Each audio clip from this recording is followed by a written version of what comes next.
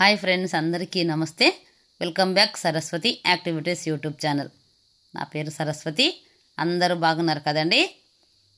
అందరూ లంచ్కి ఏం చేస్తున్నారు మీరు? మా ఇంట్లో అయితే మేము ఈరోజు అంటే ఈరోజు కాదు, ఈ కర్రీ చేసిన రోజు చూడండి. మా రాయలసీమ స్పెషల్ బోటి కూర చేశాను మేము ఈరోజు అయితే. అందులోకి పలావ్ చేశాను. పలావ్ కానీ, వైట్ రైస్తో కానీ, ఇంకా జొన్న రొట్టెతో కానీ, రాగి సంకటి ముద్దతో కానీ బోటి కూర చాలా బాగుంటుంది. నేను ఎలా చేస్తున్నానో ప్రాసెస్ చూసేయండి.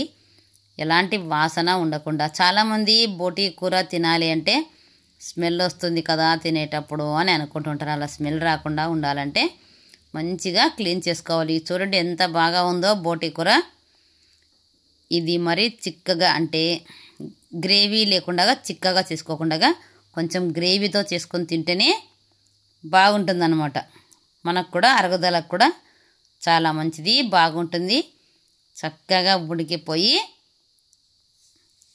మంచి గుమగుమలాడే టేస్టీ గ్రేవీతో చూడండి బోటి కూర అయితే నేను తయారు చేశాను. ఇది క్లీన్ చేసేటప్పుడు మంచిగా మనం 1-2-3 సార్లు కడిగి క్లీన్ చేసుకుంటే చాలన్నమాట. చాలా బాగుంటుంది బోటి కూర అయితే. రండి మళ్ళీ వంటింట్లోకి వెళ్దాము, చూపిస్తాను ఇది ఎలా చేశానో నేను. ఇప్పుడే చూడండి, జస్ట్ అంతా క్లీనింగ్ ప్రాసెస్ అంతా అయిపోయింది. ఇది 1/2 కేజీ బోటి అండి. మొత్తం అన్నీ ఇందులో మసాలాలన్నీ వేసి కలిపి రెడీగా పెట్టేశాను అనమాట. వీడియో తీయాలని నేనైతే అనుకోకుండా ఇక మళ్ళీ వీడియో తీయడం ఇప్పుడు స్టార్ట్ చేశాను అనమాట. నేనైతే అదే సంగతి, ముందు నుంచి ప్లాన్ లేదనమాట, తీద్దాము అని నేను అనుకోలేదు. సడన్గా బోటి కూర మన యూట్యూబ్ ఛానల్లో ఇంతవరకు నేను అస్సలు పెట్టనే లేదు. అసలుకి చేయడం చాలా తక్కువలే, నేను అసలుకి అసలుకి టైం ఉండేది కాదు ఇన్ని సంవత్సరాలు నాకైతే. ఈ మధ్య కొంచెం వెరైటీ చేస్తూ ఉన్నాను. అవి మన ఛానల్లో కూడా పెడుతూ ఉన్నాను అనమాట. నేను టైం లేదంటే పని అండి. సింగిల్ పేరెంట్స్గా ఉన్న వాళ్ళకు చాలా పని ఉంటాయి. ఆ ముచ్చట తర్వాత చెప్పుకుందాం. ఇది చూడండి బోటి కూర మొత్తం అంతా బోటి అంతా క్లీన్గా చేసేసి ముక్కలుగా కట్ చేసి అన్నీ వేసి పెట్టేశాను నేనైతే. ఇక స్టవ్ పైన కుక్కర్ రెడీగా ఉంది. ముందుగా ఈ మసాలా పేస్ట్ కోసం అయితే ఇలా చిన్న జార్లో చూడండి 2 పెద్ద టమాటా పండ్లు, 1 స్పూన్ కొబ్బరి, 1 స్పూను లేకపోతే 2 స్పూన్లు ఎంతనే వేసుకోవచ్చు. ఇంకా 1 స్పూను జీలకర్ర పొడి, ఖచ్చితంగా జీలకర్ర వేసుకోవాలన్నమాట. వేసేసుకొని అయితే ఆ మసాలా పేస్టు చేసి పక్కన పెట్టేశాను. స్టవ్ పైన చూడండి కుక్కర్ పెట్టేసి 4 పావులు అయితే ఆయిల్ వేసాను అనమాట. నేను చిన్నగా కట్ చేసిన ఉల్లిగడ్డ ముక్కలు, 2 ఉల్లిగడ్డ తీసుకొని చిన్నగా కట్ చేసి 2 ఉల్లిగడ్డల్ని వేసేసాను. అవి మంచిగా వేగిపోవాలన్నమాట. మంచిగా వేగిపోవాలంటే బ్రౌన్ కలర్ చేయకూడదండి, అది వేస్ట్. బ్రౌన్ కలర్ చేసి తిన్నా ఒకటే, తినకున్నా ఒకటే. అవి పాడేసేదాంతో సామాను ఒక టేస్ట్ వస్తుంది అంతే. అది మంచిగా బ్రౌన్ వేగుంటాయి కదా, తీయగా టేస్ట్ వస్తుంది తప్పితే ఇంకేం రాదు. దాంట్లో ఎలాంటి పోషక విలువలు ఉండవు.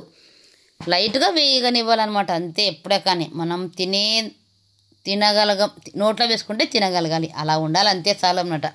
ఎక్కువ వేగన అవసరం లేదు. చూడండి మసాలా పేస్టు రెడీగా పెట్టేశాను. పలావ్లోకి పిండటానికి నిమ్మకాయ కట్ చేసి పెట్టుకున్నాను చూడండి. నూనె వేడెక్కింది. ఇప్పుడు నేను కలిపి పెట్టుకున్న బోటినంతా అందులో వేసేస్తున్నాను. ఇందులో ఏం వేసేసాను అంటే, వేసాను కాబట్టి ఇంతకుముందు ఇప్పుడు చెప్తున్నాను చూడండి. తగినంత ఉప్పు వేసుకోవాలి, తగినంత పసుపు, కారం, 2 స్పూన్ల కారం వేసేసాను, 1 స్పూన్ ధనియాల పౌడర్ వేసాను. ఇంట్లోనే నేను తయారు చేసి పెట్టుకున్న హోమ్మేడ్ ధనియాల పౌడర్, హోమ్మేడ్ మసాలా పౌడర్ వేసేసాను. ఇక 1 పావు చెంచా వచ్చేసి అన్ని సుగంధ పరిమళ ద్రవ్యాలు వేసి చేసిన హోమ్మేడ్ గరం మసాలా పౌడర్ అయితే ఖచ్చితంగా ఉండాలన్నమాట.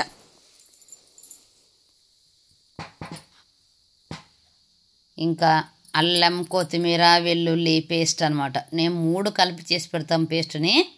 ఆ పేస్టు 1 స్పూన్ ఫుల్గా వేసేసాను అనమాట. అన్నీ వేసేసి బాగా కలిపి అయితే నేను 1/2 అవర్ ముందే పెట్టేశాను. తర్వాత చేద్దాంలేని ముందు తెచ్చిపెట్టి ఉంటాం కదా ఇంట్లో, మార్నింగ్ పూజ అయిపోగానే తెచ్చిపెట్టామన్నమాట. అవన్నీ కలిపినది వేసేసి బాగా కలిపి మూత పెట్టేసి కొద్దిగా స్విమ్లో పెట్టేసి బాగా ఈ మసాలాలన్నీ పట్టేలాగా అయితే మగ్గనివ్వాలన్నమాట. కొద్దిసేపు మగ్గితే చాలా బాగుంటుంది. ఇంకొక సైడ్ ఏమో పలావ్కి రెడీ చేస్తున్నాను చూడండి. నేనైతే ఇలా నాన్ వెజ్ ఐటమ్ చేసేటప్పుడు అన్నం కానీ ఇలా పలావ్ కానీ చేయడానికి డేషలు వేరే వాడతాం మేము. అందుకే ఈరోజు ఇది పెట్టాను, లేకపోతే రోజు వేరేది పెడుతూ ఉంటాను నేనైతే. దేవునికి పూజలు చేస్తుంటాం కదా, అందుకని అన్నీ ఇలా వేరుగా మనము వాడాలన్నమాట. మేమైతే అలాగే వాడతామండి. తగినంత ఆయిల్ వేసేసి ఒక ఉల్లిగడ్డ కట్ చేసి వేసేసాను, ఒక పచ్చిమిరపకాయ చీలికలు చేసి వేసాను, 2 బిర్యానీ లీఫ్ చూడండి, బిర్యానీ ఆకులు వేసేసాను, సగం స్పూన్ చూడండి, హాఫ్ స్పూన్ వచ్చేసి అల్లం ఎల్లిపాయలు కొత్తిమీర వేస్ట్ చేసిన పేస్ట్ వేసాను. ఇప్పుడు ఇక హాఫ్ స్పూను ధనియాల పౌడరు, కొంచెం చిటికెడు మళ్ళీ హోమ్మేడ్ గరం మసాలా పౌడర్ కూడా ఇందులో వేసేసాను నేను. అన్నీ లైట్గా వేస్తున్నాను చూడండి. అన్నీ వేసేసి బాగా కలిపి, ఇంతే, ఎక్కువగా రెడ్ చేయలేదు కదండి నేను చూడండి, లేకపోతే అందరూ ఉల్లిగడ్డని రెడ్గా చేసిన తర్వాత వేస్తుంటారు. అలా వేస్తే వేస్ట్ అండి. లైట్గా వేగాయి, మసాలాలు వేసేసాను, ఒక కలిపాను అంతే. మసాలాలు కూడా వేగిపోయి మాడిపోయి అది పచ్చివాసన పోవాలి, అది ఏమీ అవసరం లేదు. అల్లం టీలో వేసుకొని పచ్చిదే తాగుతుంటాం, చాలా మంచిది పచ్చి తింటే కూడా. పచ్చివాసన ఆ వాసన కోసమే మనం వంటలు వేసుకునేది ఏదైనా కానీ, అలా అనమాట. అవి వేగగానే వాటర్ పోసి దానికి ఎసరు పోసి పక్కన పెట్టేశాను. ఈలోగా మళ్ళీ చూడండి దీన్ని ఇప్పుడు కలుపుతున్నాను. బాగా నూనెలో బాగా మగ్గి మసాలాలన్నీ బోటి కూరకు బాగా పట్టి ఎలాంటి స్మెల్ రాకుండా మంచి స్మెల్ వస్తుందన్నమాట. ఒక 5 నిమిషాలు 2-3 సార్లు కలిపి మూత పెట్టి తీసి చూసి పెట్టేశాను. 5 నిమిషాల తర్వాత నేను ఇందాక మసాలా పేస్ట్ రెడీ చేసుకున్నా కదా, ఆ మసాలా ముద్దలో నీళ్లు వేసి అది మొత్తం కూడా వేసేసాను చూడండి.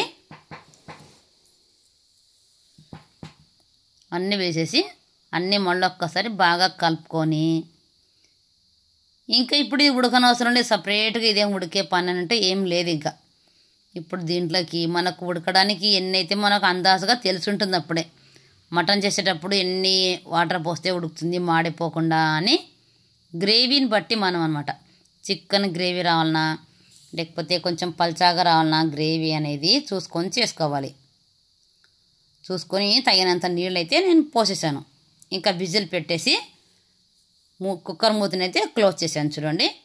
ఇంక ఈ పక్క చూడండి బియ్యం వేసేసాను. ఎసురు కాగానే ఇక్కడ పలావ్ అయితే గుమ్మగుమ్మలాడే మంచి పలావ్ రెడీ అయిపోతుంది.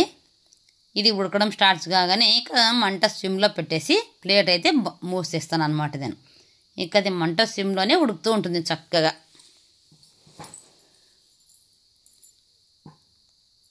బోటి కూర తింటే ఆరోగ్యానికి చాలా బెనిఫిట్స్ ఉన్నాయి. ఇప్పుడు చూడండి పలావులో నిమ్మకాయ ఇప్పుడు నేను పిండుతున్నాను, ఉడికేటప్పుడే పిండుతున్నాను నేనైతే.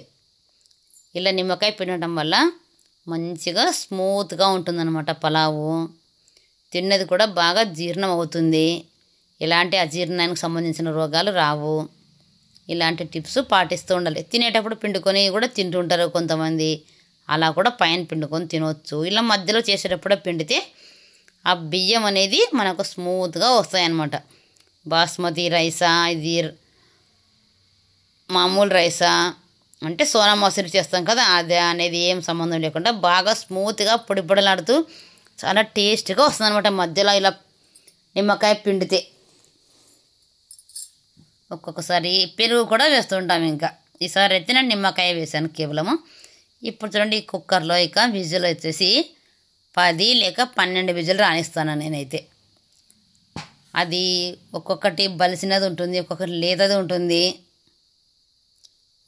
పొట్టేలు ఏది అది బాగా పెద్ద పొట్టేలా చిన్న పొట్టేలా అనేది చూసుకొని తెచ్చుకోవాలి. దాన్ని బట్టి మనం విజిల్ అయితే పెట్టుకోవాలన్నమాట. ఒక్కొక్కటి 10 విజిల్, ఒక్కొక్కటి 15 విజిల్ కూడా పడుతూ ఉంటాయి అన్నమాట. మాంసం అని సంబంధించినవి ఐటమ్ చేసేటప్పుడు బాగా మెత్తగా ఉడకబెట్టుకొని తినాలండి ఎప్పుడే కానీ. లేకపోతే మనం తిన్న తర్వాత 2 రోజులన్నా అది అరగదనమాట, పూర్తిగా జీర్ణం కాదు. అందుకనే ఖచ్చితంగా మెత్తగా మాత్రమే ఉడికించుకొని తింటే మన ఒంటికి పడుతుంది, మన శరీరానికి ఎనర్జీ వస్తుంది, మంచి బలం అన్నమాట. పిల్లలకు పెద్దలకు అందరికీ కూడా మాంసకృత్తులు చాలా అవసరము. మాంసం తినేవాళ్ళు ఇలాగ అన్నీ తింటూనే ఉంటాం కదండి. అది చూడండి, విజిల్ పోయాక 12 విజిల్ పెట్టాను నేనైతే ఈరోజైతే. విజిల్ పోయాక తెరిచి చూస్తున్నాను చూడండి, గుమగుమలాడి మంచి గ్రేవీతోటి బోటి కూర అయితే రెడీ అయిపోయింది. పలావు బోటి కూర. మొన్న ఇప్పుడు భోంచని కూర్చున్నాను. రండి ఇక తిందాము. మీరు కూడా తిన్నారా? మీరు ఈరోజు ఏం చేశారు?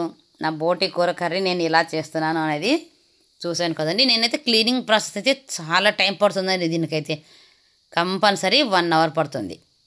1 అవర్ క్లీన్ చేస్తేనే అప్పుడది టేస్టీగా చాలా బాగుంటుంది.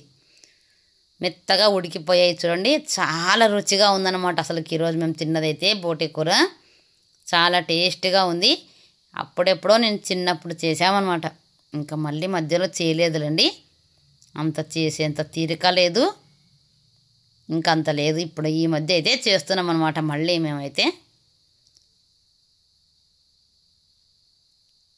చూసారా, నేనైతే ప్లేట్లో వేసుకుంటున్నాను. ఇప్పుడు ఇది నా కోసమే తినడానికి కూర్చుంటున్నాను అన్నమాట నేను.